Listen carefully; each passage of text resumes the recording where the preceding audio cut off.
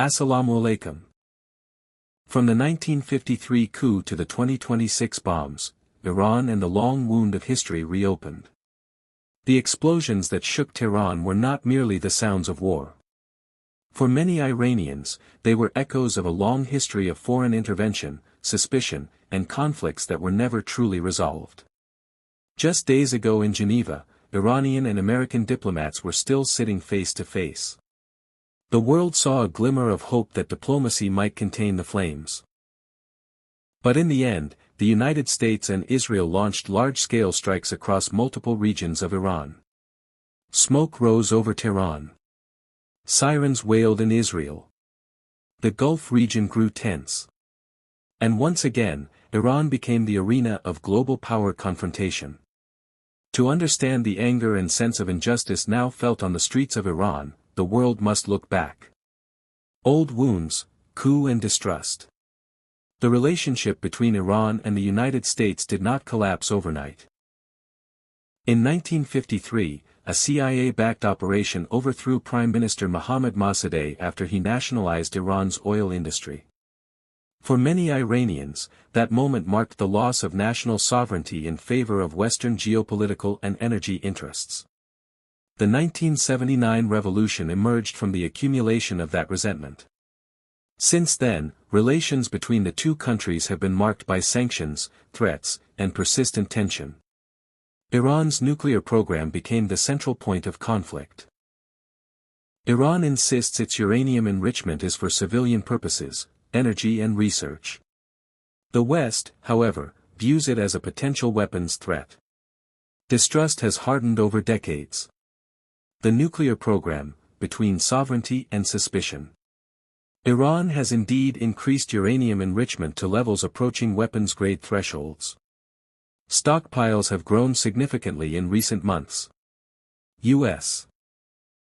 Defense analysis concluded that Iran possesses enough material to produce a nuclear bomb in less than 1 week if it chose to do so. Yet domestically, many Iranians see the nuclear program as a symbol of technological independence and the right to energy development. They view it as part of their sovereign rights, not a global threat.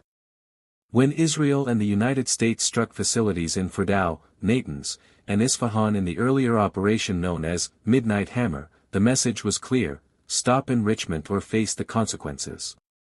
Iran did not stop. Negotiations resumed. Geneva hosted the latest round only days ago. But the gap between the two sides was never bridged. Now, the diplomatic path lies buried beneath the rubble of explosions. Civilian casualties, tragedy amid war. Behind military terminology and strategic calculations, the conflict has produced real and tragic consequences for Iranian civilians. A girls' elementary school in Minab was reportedly destroyed by a missile strike, leaving dozens, possibly even hundreds, of children among the victims. Iranian media placed the death toll at nearly 150 before independent verification was completed. Images and videos from the scene show collapsed school buildings, grieving families, and the chaos of a battlefield that does not distinguish between military targets and civilians. Civilian victims are not mere numbers, they are children, students, parents, and ordinary citizens struggling to survive amid the uncertainty of war.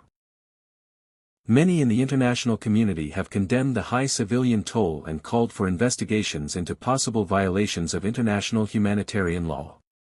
Retaliation and fears of escalation. Iran, which has long portrayed itself as a persecuted state under pressure, responded to the attacks by launching missiles and drones toward Israel and several U.S. bases in the Gulf region. For many Iranians, this is not merely a tactical response. It is seen as an act of self-defense under expanding foreign military pressure. Although diplomatic delegations had recently sought a peaceful path in Geneva, the U.S.-Israeli military decision appears to have completely displaced diplomacy. Many countries around the world, including several members of the UN Security Council and major powers such as Russia and China, have condemned the strikes as disproportionate military actions that risk violating international law. Even at the United Nations, heated debates unfolded between Iranian delegates, who described the attacks as war crimes and violations of national sovereignty, and U.S. representatives, who defended them as preventive measures. The atmosphere reflected how differently the conflict is interpreted within the international community, with many emphasizing the urgent need for diplomatic solutions rather than bombs and missiles. The biggest question: who is this war for? The unanswered question remains clear: is this war truly about global security, or are innocent civilians being sacrificed for the political agendas of powerful states? In this rapidly evolving situation, the voices of ordinary Iranians, grieving, displaced, and struggling for safety, must not be reduced to mere statistics beneath war headlines. Their story deserves to be heard.